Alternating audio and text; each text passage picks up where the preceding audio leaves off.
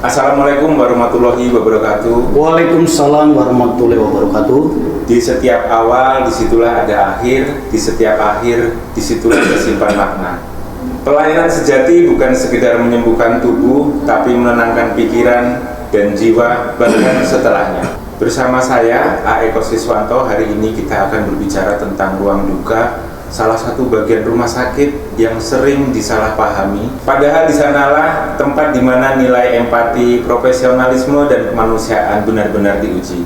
Hari ini saya ditemani Mas Marjo yang sudah 25 tahun lebih mengabdikan diri di ruang duka, dan juga Mas Jupri, mantan Danton Satpam yang sekarang udah beralih tugas di ruang duka. Apa kabar, Mas? Alhamdulillah, kabar sehat. Mas Sumarjo, kalau kita dengar kata ruang duka, ruang jenazah, sebenarnya di situ banyak yang takut, mungkin langsung bergidik, merinding. Fungsi utama dan makna ruang jenazah untuk Mas Marjo itu apa, Mas? Monggo silakan. Ya, betul Pak Eko. Dikategorikan itu ruang jenazah atau ruang duka itu banyak menyeramkan, tetapi pada fungsinya kita sebagai petugas di kamar jenazah sesuai dengan SOP-nya, sesuai dengan pekerjaan jenazah, itu sebenarnya juga sudah menjadi kewajiban kita. Itu pun juga menjadi suatu momen tersendiri bagi petugas kamar jenazah. Salah satunya adalah menjadi amanah sebagai seorang staf kamar jenazah menjadi ibadah. Nah, salah satunya kita membantu pasien dalam kondisi masih dalam perawatan hidup di ruangan, tetapi dalam kondisi perawatan selesai dikatakan sembuh, itu yang diminta. Bila dikatakan plus atau meninggal, itulah kewajiban staf dari kamar jenazah, kita harus membantunya sesuai dengan SOP yang ada. Itu yang kita laksanakan, Mas Eko. Oke, baik. Mas Marjo, kalau boleh tahu apa saja langkah atau SOP atau alurnya dari awal sampai akhir sampai jenazah itu diserahkan ke keluarga? Ya, begini Mas Eko, dengan adanya proses langkah pertama kita ada dua alur. Yang satu dikatakan alur yang ada keluarganya, yang kedua dikatakan alur pasien yang tidak ada keluarganya. Nah, ini ada dua tanda kutip.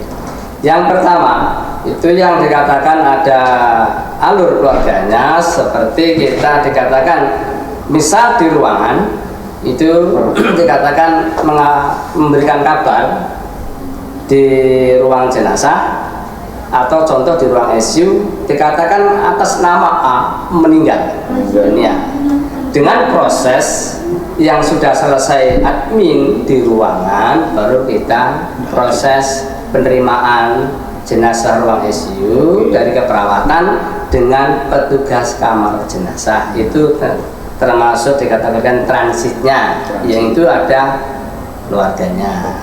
Nah, itu. Tetapi yang kedua, yang alur yang dikatakan penemuan atau Mr. X. Nah, ini ada itu, Mas. Ada. Tahun ini ada. Tahun ini belum, tetapi seringkali kita kan standby sesuai dengan alur yang ada, kita harus siap. Nah, yang kedua ini, bila ada jenazah penemuan, contoh ini penemuan dari sungai atau penemuan dari jalan atau penemuan dari manapun tempatnya, itu salah satu penemuan, itu salah satu proses pertama diantarkanlah oleh petugas kepolisian setempat di wilayah yang ditemukan. Nah, itu terus baru itu proses kita ke UGD dulu. Tetap kita menggunakan perawat UGD, dokter UGD, rawat garutnya itu untuk mencari identifikasi kematian jenazah itu. Identifikasi kematian. Ya, salah satunya di situ. Setelah proses dari kepolisian diserahkan UGD, kemudian ditangani oleh dokter, dari dokter dinyatakan bisa untuk ditransit ke belakang kamar jenazah. Inilah proses kita itu baru hari setengah. Nah itu dikategorikan selama 3 hari dari penemuan kita baru berkoordinasi dengan pihak kepolisian, karena yang bertanggung jawab adalah pihak kepolisian yang mengantarkan untuk menemukan keluarga. Nah itu bila dalam 3 hari itu tidak ada ditemukan, kita minta berkoordinasi lagi surat menyurat, seperti kita minta izin pemakaman dari rumah sakit kita Karayani Mitro kepada kepolisian ke tempat yang mengantar dan yang menemukannya. Mas Arjo, kemarin aku ke ruang jenazah, Mas Jupri bilang lagi ke pemakaman, apa itu lagi makamin itu juga? Pembersihan. Oh, pembersihan. Beda ya. Mas Marjo di ruang jenazah itu kan melayani jenazah ya yang sudah tidak bisa berkomunikasi dengan kita. Artinya bukan tentang melayani pasien yang hidup. Nah, cara jenengan dari tahap 1, 2, 3 hingga pasien itu selesai rapi, itu pastinya kan penuh penghormatan, karena yang dibawa sama jenazah memori sewaktu beliau masih hidup itu kan pastinya tetap ada. Jadi gimana itu Mas cara menggabungkan tindakan Anda yang harus sesuai dengan aturan dan akidah agama dan tentu penghormatan jenengan ke jenazah? Iya Mas Eko, ini itu ada banyak fungsi dan banyak macam. Itu kita kan punya HPK ya, hak keluarga pasien. Nah kita pakai yang itu untuk pelayanan permintaan hak keluarga pasien. 1, bila minta dimandikan, kita sebagai staf kamar jenazah kita mandikan sesuai dengan fardu lainnya, sesuai dengan agamanya dan keyakinannya. Nah itu bila memang agama yang lain, sesuaikanlah dengan agamanya masing-masing. Nah, di situ salah satunya kita dari pasien yang belum bersih kita bersihkan. Nah, itu. Dan itu pun harus minta izin keluarga dan keluarganya mengizinkan. Itu semua itu permintaan dari hak keluarga pasien, ya Mas Eko. Jadi jangan sampai keliru ya. Salah paham, nah, ini nggak boleh, sesuai dengan yang SPO yang kita punya, tidak sembrono lah ya bahasanya, itu tidak sembrono, nggak boleh aneh-aneh, sesuai dengan HPK dan keluarga pasiennya itu yang diminta apa. Nah contoh saya minta dibersihkan, nah tetapi dalam kondisi seperti ini kita wajib kita petugas kita membersihkan sesuai contoh dengan agamanya kita Islam, secara fardhu ain kita sucikan. Setelah kita sucikan, bersihkan sesuai dengan permintaan fardhu ain secara Islam, ya kita kasih bungkus dengan mori ya, dikafani lah bahasanya ya, dikafani. Selesai permintaan keluarga HP-nya minta disolatkan, kita solatkan. Nah itu biasanya dalam keluarga boleh juga ikut, boleh membersihkan keluarga boleh. Keluarga salah satu boleh, salah satu mewakili sebagai saksi. Nah itu harus wajib Mas ya, salah satu keluarga itu diminta. Wajib ya, terkecuali benar-benar menyerahkan kepada petugas, karena kita menjaga COVID-19 salah satu dari jenazah yang akan kita bersihkan. Contoh nih sakitnya apa, fitnah yang lain-lain itu dijaga untuk kita. Nanti karena KLL hancur, tidak kuat keluarganya. Nah ini salah satu juga kan menjaga keaiban kondisi jenazah itu sendiri. Teman-teman sahabat Edumi internal rumah sakit baik eksternal rumah sakit pastinya bisa membayangkan kan situasi pekerjaan di ruang jenazah, di kamar duka. Saya lebih dalam lagi Mas Marjo bertanya, gimana kalau pasien itu dua pertanyaan. Yang pertama mungkin gimana kalau saya yang tangkap tadi itu kan ada permintaan dari keluarga pasien. Gimana kalau ada pasien yang mohon maaf datang ke UGD itu dengan keadaan yang tidak utuh, mungkin karena kecelakaan atau mungkin karena pembunuhan sehingganya isi organ dalamnya keluar, bisa nggak dirapihkan? Yang pertama itu pastinya dari ruangan yang normal, dari ruangan itu kan ngasih tahu kalau oh ini pasien infeksius dan non infeksius. Gimana cara kerjanya dengan itu, Mas? Nah, yang pertanyaan yang pertama dari yang pasien dari ruangan dikategorikan dia minta dimandikan, tapi kita harus mengetahui itu kita kan minta apa penyebab dari salah satu kematian jenazah ini. Misal contohnya HIV ya, yang menular, hepatitis ya. Itu kita harus benar-benar mewaspadai dengan kita punya APD. APD. Ya, kelengkapan APD itu bisa 1, bisa 2. Kita double karena kita menjaga suatu jenazah yang dimandikan dengan suatu meninggalnya karena penyakit yang menular. Pemulasaraan jenazah. Nah, itu di situ. Pakai rangkap APD-nya. Iya. Itu salah satunya kita harus mewaspadai untuk kita sendiri dan penggunaan APD yang lengkap. Nah, situ. Kalau yang celakaan organ tubuh yang rusak itu pun harus kita rapikan dulu, Mas Eko ya. yang rapihin siapa? Nah, yang merapikan adalah salah satu petugas perawat UGD. Ada, Mas. Ada. Pernah kejadian? Pernah, itu sering kali ya. Itu misalnya KRS segala macam itu petugas perawat UGD. Entah siapa yang ditugaskan, yang ditunjuk oleh dokter. Luar biasa.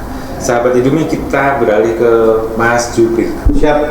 Mas Jupri, ada nggak pengalaman yang benar-benar berat dan secara emosional bisa Mas Jupri ikut nangis atau ikut bingung mungkin, itu ada nggak Mas pengalaman? Bisa diceritakan, Mas? Bisa. Berat itu bukan ngangkat jenazah, Gus, Oh iya. tapi menahan air mata. Waduh, dalam ini. Di saat mengantar keluarga menangis kita ikut terasa. Tapi kita selalu mengingatkan kepada tim, di saat keluarga lemah kita harus jadi sandaran. Luar biasa. Pernah malam hujan deras, keluarga belum datang. Kita dan teman-teman jagain jenazah sampai pagi. Oh, pernah seperti itu? Pernah sampai seperti itu. Saya pikir kalau itu orang tua saya juga pengen dijagain. Mas Marjo, ada pesan nggak untuk teman-teman sahabat Edumi internal rumah sakit dan masyarakat luas eksternal rumah sakit? Monggo Mas, silakan. Iya, Mas Eko. Ya, kami dari staf kamar jenazah menghimbau untuk pelayanan di kamar jenazah insya Allah itu standby baik. Insya Allah kita menjadi pelayanan yang sangat diutamakan. Terus untuk pesan teman-teman yang di ruangan, salah satunya adalah tepat dan waktu untuk penjemputan, merespon, tanggapan itu diutamakan juga. Mudah-mudahan dari staf kamar jenazah bisa mengikuti aturan yang ada. Amin. Yang jelas begitu perawatan selesai, kalau hal buruk terjadi, pasiennya meninggal, itu artinya juga belum selesai karena kita masih tetap harus menghormati jenazah. Terus kalau untuk teman-teman atau sahabat Edumi yang di luar rumah sakit, Mas? Masyarakat. Ya, untuk masyarakat luas pada intinya. Alhamdulillah untuk pelayanan publik Rumah Sakit Arsulayani pada pelayanan kamar jenazah alhamdulillah sudah melayani dengan baik dan siap 24 jam, insya Allah bisa memenuhi apa tujuan dari masyarakat si lingkungan RSU Ayani Metro. Jadi seperti itu sahabat Edumi dan masyarakat luas, percayalah Rumah Sakit Ayani khususnya ruang jenazah akan melayani dengan baik, menjaga privasi, menjaga penghormatan, dan tetap bekerja dengan iringan doa dan penuh tanggung jawab. Mas Marjo, Mas Jupri, saya kira hari ini kita belajar banyak hal kaitannya dengan pelayanan yang hakiki yang sebenarnya itu ada di kamar jenazah, karena di sana tidak ada obat, di sana tidak ada tindakan medis mungkin, ya kan? Tapi di situ tetap menjaga dengan penuh tanggung jawab, dengan penuh kasih dan penghormatan, bukan begitu, Mas? Iya. Salah satunya, salah satunya untuk pelayanan di kamar jenazah kita juga menindaklanjuti, membuat suasana itu tenang dengan keluarga yang ditinggalkan. Nah, itu salah satu fondasi pelayanan untuk kita sebagai pelayanan di kamar jenazah. Bahwasanya yang ditinggalkan, keluarga yang ditinggal itu dalam kondisi sedih, itu udah pasti Mas Eko ya. Tapi tidak itu kemungkinan kita beriringan dengan berdoa, memberikan support kepada keluarganya untuk menguatkan, itu bahwasanya untuk mengikhlaskan kepada keluarga yang ditinggalkan oleh almarhum atau jenazah yang meninggal, begitu Mas.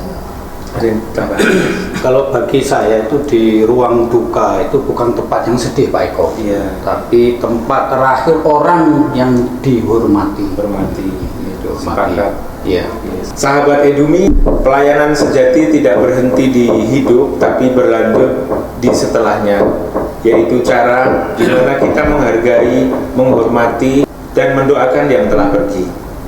Saya Eko Siswanto, dan inilah makna yang akan saya titipkan. Ilmu memberi arah dan empati memberi makna. Ketika kita bisa menggabungkan keduanya, disitulah manusia belajar menjadi utuh. Terima kasih sahabat Edumi, terima kasih Mas Sumarjo, terima kasih Mas Jupri, dan terima kasih telah bersama kami di Edumi. Edumi, educate, healthy, and happy. Wassalamualaikum warahmatullahi wabarakatuh. Waalaikumsalam.